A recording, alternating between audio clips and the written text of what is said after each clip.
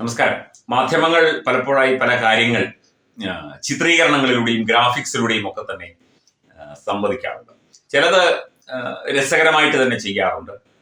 മലയാള മനോരമ പത്രമൊക്കെ ആണെങ്കിൽ കൃത്യമായ റൂട്ട് മാപ്പൊക്കെ വരയ്ക്കും. അതായത് ഗോവിന്ദസ്വാമി ജയിൽ ചാടിയത് ഇവിടെ നിന്ന്, ഇറങ്ങിയത് ഇവിടെ, നടന്നുപോയത് ഈ വഴി, ഇവിടുന്ന് ഇത്ര കിലോമീറ്റർ എന്നൊക്കെ പറഞ്ഞ റൂട്ട് മാപ്പും കാര്യങ്ങളും ഒക്കെ മനോരമ വരയ്ക്കുന്നതൊക്കെ തന്നെ വലിയ ചർച്ചയായിട്ടുണ്ട്. രസകരമായ ചർച്ചയും കൗതുകകരമായ ചർച്ചയുമായി അതിനെ കണ്ടാൽ മതി എന്നുള്ളതാണ്.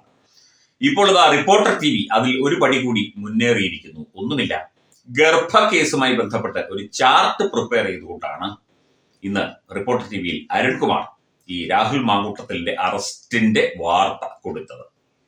അതായത് 3 പേരുണ്ട്, 3 അതിജീവിതമാരുണ്ട്. ഈ 3 പേരുടെയും അടുത്ത് രാഹുൽ എങ്ങനെ പെരുമാറി എന്നുള്ളതിന്റെ ഒരു ചാർട്ട് പ്രിപ്പയർ ചെയ്തുകൊണ്ട്, ഗ്രാഫിക്സിൽ ഒരു ചാർട്ട് പ്രിപ്പയർ ചെയ്തുകൊണ്ടാണ് അരുൺകുമാർ വാർത്തകൾ അവതരിപ്പിച്ചത്. ഇതിനെ രസകരമായി കണ്ടാൽ മതി. ഓരോ മാധ്യമങ്ങൾക്കും ഓരോ രീതികളാണ്. റിപ്പോർട്ടർ TV ഇത് ഒരു പുതിയ രീതിയായിട്ട് ചെയ്യുന്നു. അതുകൊണ്ട് അതിന് വേണ്ടത്ര റീച്ച് കിട്ടുകയും ചെയ്തു. ഇതിനകത്ത് 3 പേരുടെ അതിജീവിത 1, അതിജീവിത 2, അതിജീവിത 3 എന്ന സ്ക്രീനിൽ കാണിക്കുന്നു. അതിനുശേഷം വിവാഹ വാഗ്ദാനം അതിജീവിത 1 കൊടുത്തിരുന്നു, 2 കൊടുത്തിരുന്നു, 3 കൊടുത്തിരുന്നു. ടിക്കാണ് ഇട്ടിരിക്കുന്നത്. ടിക്കും മറ്റേ ഇൻറ്റു മാർക്കുമാണ് ഇട്ടിരിക്കുന്നത്. അടുത്തത് ബലാത്സംഗം, 3 പേർക്കും ഗ്രീൻ ടിക്ക് ഇട്ടിട്ടുണ്ട്. കുഞ്ഞ് വേണമെന്ന നിർബന്ധം, അത് 3 പേർക്കും ഗ്രീൻ ടിക്ക്. ഭീഷണിപ്പെടുത്തിയത്, അത് 3 പേർക്കും ഗ്രീൻ ടിക്ക്. ഗർഭഛിദ്രത്തിന് നിർബന്ധിക്കൽ, അത് ആദ്യത്തെ അതിജീവിതയ്ക്ക് ഗ്രീൻ ടിക്ക്, രണ്ടാമത്തെ അതിജീവിതയ്ക്ക് ഇൻറ്റു മാർക്കാണ്.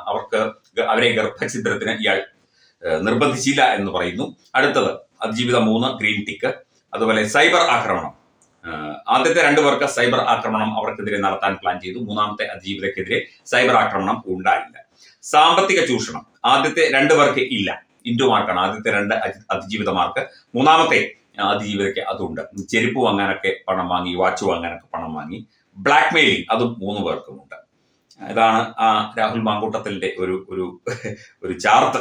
രാഹുൽ മാങ്കൂട്ടത്തിൽ എന്തൊക്കെ ചെയ്തു എന്നുള്ളതിനെ കുറിച്ച്. ഇനിയിപ്പോൾ ബലാത്സംഗത്തിന്റെയും അതുപോലെ ഭീഷണിപ്പെടുത്തലിന്റെയും പണം ആവശ്യപ്പെട്ടതിന്റെയും ഒക്കെ റൂട്ട് മാപ്പുമായിട്ട് മലയാള മനോരമ പത്രം എത്തുമോ എന്ന് നമുക്ക് വേണമെങ്കിൽ കൗതുകത്തോടെ ഒന്ന് ചിന്തിക്കാം.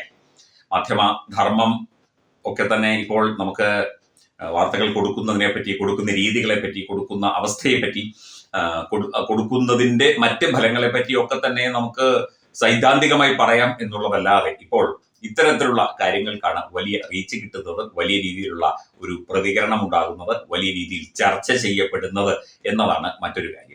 ചില ചാനൽ ചർച്ചകളിൽ മനഃപൂർവ്വം റീച്ച് കിട്ടാൻ വേണ്ടി അവതാരകർ തമ്മിൽ കടിപിടി കൂടുന്ന സീനുകളൊക്കെ തന്നെ കൃത്രിമമായി സൃഷ്ടിച്ചു എന്നൊക്കെ പറയപ്പെടുന്ന റിപ്പോർട്ടർ TVയിൽ തന്നെയാണ്.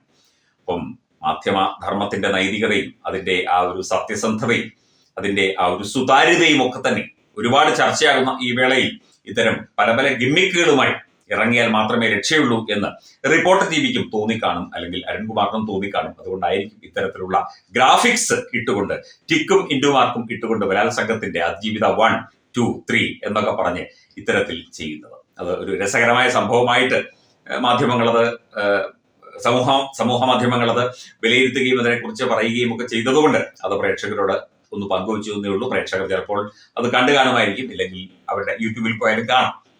അപ്പം ഈ അതിജീവിത 1, 2, 3 ഈ 3 അതിജീവിതമാരോടും ചെയ്ത കാര്യങ്ങളെ കുറിച്ചുള്ള ഒരു ആഗോള വിശകലനം ഒരു ഗ്രാഫിക് വാൾ പേപ്പറിലൂടെ അല്ലെങ്കിൽ ഒരു ഗ്രാഫിക് ഡിസൈനിലൂടെ റിപ്പോർട്ടർ TV വ്യക്തമാക്കിയിരിക്കുന്നു എന്ന രസകരമായ ഒരു കാര്യമാണ് നമ്മൾ കണ്ടത്.